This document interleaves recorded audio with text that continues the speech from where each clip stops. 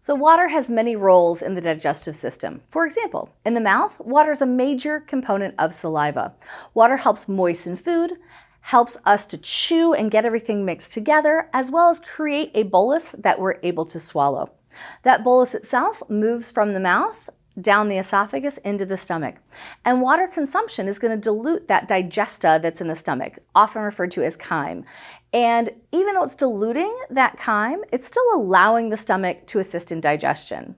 Additionally, the stomach itself has a major role of digesting protein, and we don't want it to digest itself because the stomach is made of muscle or made of a lot of protein. So water itself helps form a mucus, which protects the inside of the stomach so the stomach doesn't actually digest itself. In the intestines, like the small intestine, the large intestine, the water allows soluble fiber to form that gelatinous material, allowing for more bulk. Additionally, water is absorbed from the small and large intestine, allowing for proper hydration. When we're absorbing water, we do this because water is essential for homeostasis and hydration of the body. We also oftentimes are absorbing water along with minerals. The minerals in the form of electrolytes help with water balance. So things like potassium, magnesium, calcium, sodium, chloride are all going to play a major role with regard to water retention.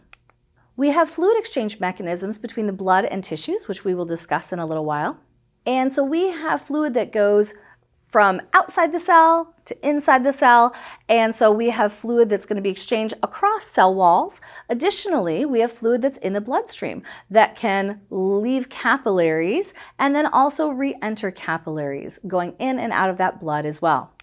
With regard to fluid exchange, we have a couple things that are going to play a role with how much fluid leaves that capillary bed or comes back into that capillary bed.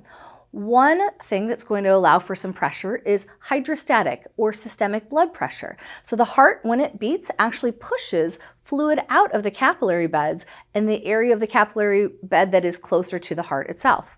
And so that water pushing on the walls of the cells or vessels is going to, again, push fluid out of those systems. We don't want all the fluid to leave the capillary bed though, so we want to pull some of it back in at the end of the capillary bed that is closer to the end of that whole entire transit. So it's going to be further away from the heart itself. So we have osmotic or colloid osmotic pressure, which is going to pull fluid back into that capillary bed itself. Things that are going to allow for more pull are things that are solutes that are dissolved in the water. The solute that's dissolved in the water in large concentration in the blood is albumin, which is a blood protein.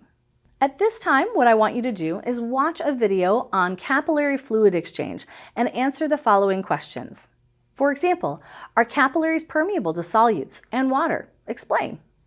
What is too large to pass through that capillary wall?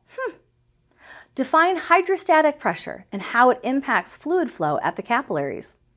Then define osmotic pressure and explain how it impacts fluid flow at the capillaries. Which end of the vessel does fluid move out of the blood? How about which end of the vessel does fluid move into the blood? What solutes are there in blood? And what is the role of the lymph system in water movement? So answer all these questions on your own while you're watching the video, and then continue on for more learning.